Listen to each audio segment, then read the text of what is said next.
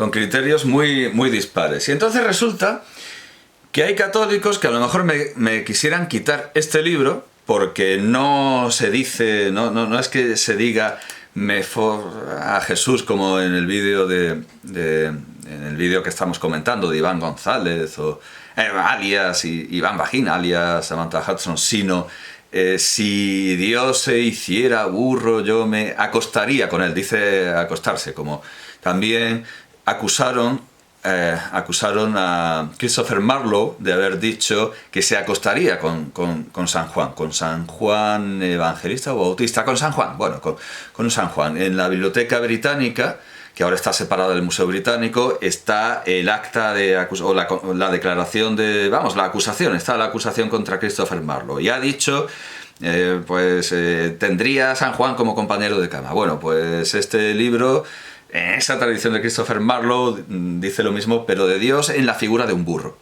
En la figura de un burro. Bueno, pues como digo, hay gente que diría que esto es ofensivo y hay que retirarlo de las estanterías, tanto públicas como privadas. Vamos, que hay que confiscarlo y me querrían quitar este libro.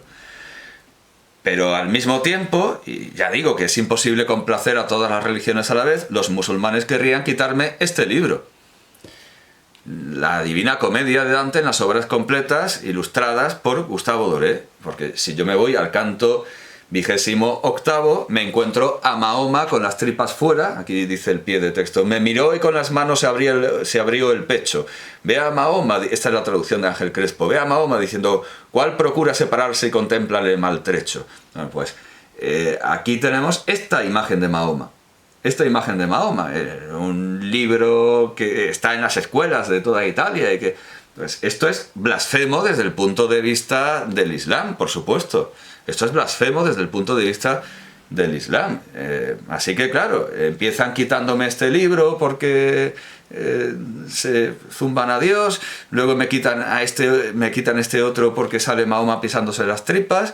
Al final me quedo sin libros. Lo suyo es que se respeten, lo que digo, se respeten los templos y los lugares de culto, se respeten los ritos, pero luego que cada cual escriba, dibuja, pinte, lo que quiera, lo que le dé la gana, porque si no, tanta razón hay para retirar este libro como para retirar este. Y resulta que si se retira este, los católicos se ofenden, los mismos católicos que se ofenden, porque era Infovaticana, lo tengo por aquí.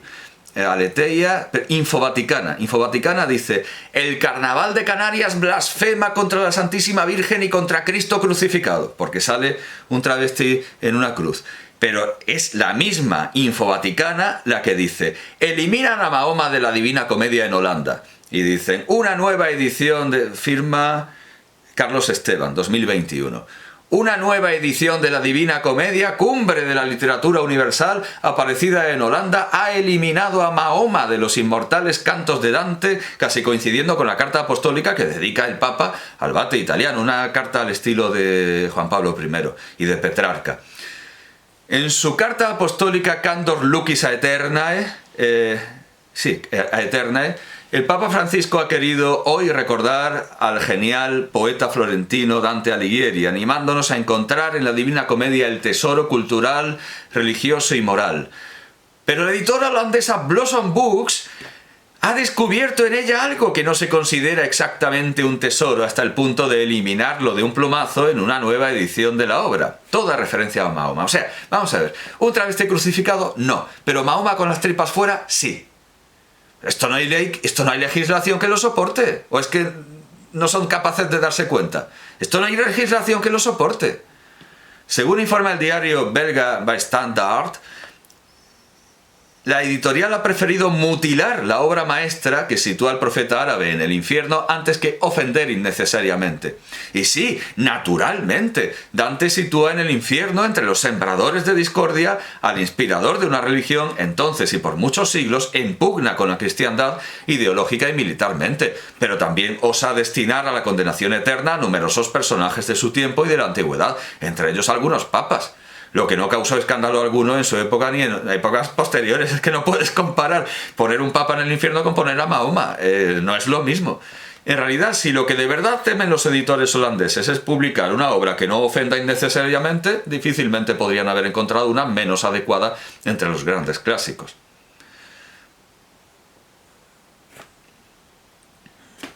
Como digo, esto no hay legislación que lo resista. O empiezan a castigar lo que es verdaderamente blasfemia o atentado contra, que es profanar la hostia, que eso no está perseguido. Se roba la hostia, se hacen cosas con ella, se hace ahí una performance y no está perseguido. Profanar la hostia, invadir el culto, interrumpir el culto, todo eso sí que es punible. Pero todo lo demás no, y si nos ponemos a llamar blasfemia a todo, es como llamar violación a todo. Al final se van de rositas los violadores y los que atentan contra la libertad religiosa. No se castiga como es debido a los que atentan contra la libertad sexual y contra la libertad religiosa. Es verdaderamente, como digo, un absoluto despropósito. Quevedo sí, pero el coño insumiso no, a pesar de que dicen más o menos lo mismo. Dante sí, pero los travestis de Las Palmas de Gran Canaria no. Y esto me lleva, por último, a la última reflexión, a propósito de la consideración de estas blasfemias, ofensas, etc. Hemos visto el elemento religioso, y la ofensa a los sentimientos religiosos, pero luego hay otro elemento que es el humor, lo satírico. Muchos vídeos, muchas producciones que podrían considerarse que entran en el supuesto penal descrito por la Fiscalía, más bien deberían considerarse más que producciones lascivas o sugerentes o sexuales, se deberían considerar simplemente vejaciones. Pero no tiene mucha idea, desde luego, la Fiscalía del concepto de vejación, al considerar que el masoquismo y el sadismo pueden estar desvinculados, deslindados, apartados de lo sexual. El sadismo y el masoquismo, por definición, son perversiones sexuales o patologías sexuales o desviaciones, o como quiera llamarse, pero son sexuales. Y claro, resulta que cuando consideramos algo que no es sexual sino vejatorio, lo vejatorio simplemente es un agravante. Y hay aquí en esta doctrina de la Fiscalía General del Estado, 632, un apartado dedicado a carácter particularmente degradante o vejatorio de los hechos. Y simplemente se nos dice que la letra B del artículo 189.2 del Código Penal exaspera la sanción, es un agravante, cuando los hechos revistan un carácter particularmente degradante o vejatorio, pero no se considera la degradación o la vejación como un hecho penal independiente o que pueda sustituir el tipo. Porque, claro, creo que esto se va a ver mucho mejor con un ejemplo. Y que no lo he puesto en orden. Bien, sí, ya está puesto en orden. Se va a ver muchísimo mejor con un ejemplo. Porque yo he pensado, me acordé, durante la guerra de Yugoslavia, algunos cascos azules fueron detenidos y fueron juzgados, y salió por el telediario de Televisión Española que algunos cascos azules habían sometido a la población local en la guerra de Yugoslavia a vejaciones que en algunos casos eran simuladas. A lo mejor no se había torturado, sino que se había simulado una tortura. A lo mejor no se había violado, sino que se había simulado una violación técnica, creo que diría la Fiscalía General del Estado. He buscado información sobre esto, han corrido un tupido velo. En aquel tiempo era un tabú, ahora sí que hay muchísimas noticias sobre las numerosas violaciones de los derechos humanos y violaciones a secas por parte de los cascos azules en al menos 21 países. Ahora sí que se habla abiertamente de esto. Pero durante la guerra de Yugoslavia, y siendo los cascos azules, entiendo que algunos españoles, esto rozó el pellejo del agua, como diría Unamuno, y siguió volando. De esto sobre esto no se ha dicho mucho más. Las escenas reproducían pues a las típicas viejas con el velo de allí, cargando con una cruz, por ejemplo. Entonces he buscado crucifixión, no he encontrado nada. No he encontrado nada sobre estos delitos que, como digo, a veces eran simulados, pero claro, a lo mejor no entraban en pornografía, pero sí en vejación. Y yo recuerdo que por aquel entonces mucha gente mandaba memes, muchos inconscientes mandaban fotografías de lo que claramente eran crímenes de guerra. Fotos de viejas con el pañuelo pero desnudas en una...